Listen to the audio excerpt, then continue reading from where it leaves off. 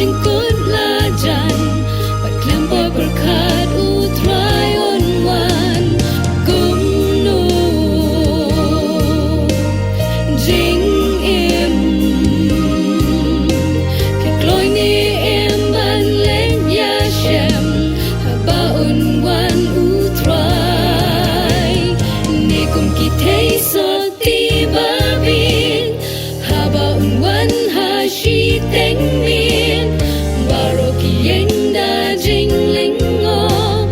Noi po jing ai ai La kham no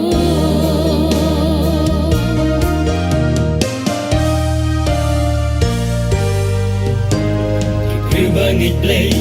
Ki sha pen shi tom Keleng ka perthei Kasnam lui lui Kayamat ka u Hakman jong play Ka thong bo le or Ka jing pen ya ben Ki jaman kasngi Ki neken ki long Ki sni ba khadu Jing ja ki sakhi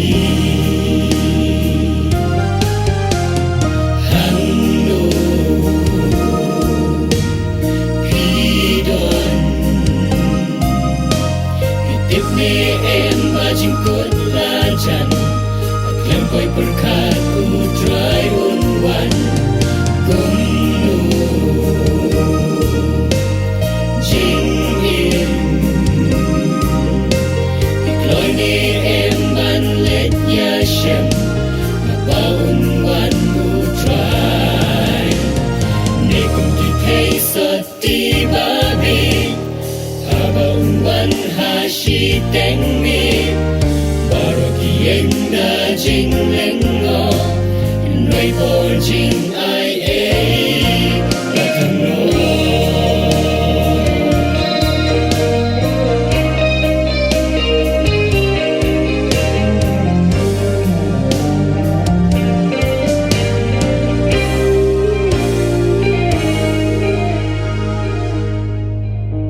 La shuya melen Haka jing long briu Hang ni ha per thei Teng teng is ngô hun Ya la ka jing im Ngim ju Ken mau blei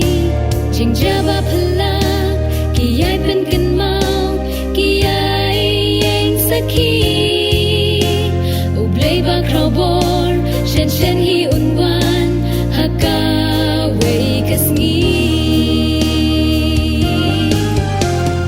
Hanglo Hidon Hidip ni em ba jengkut lajan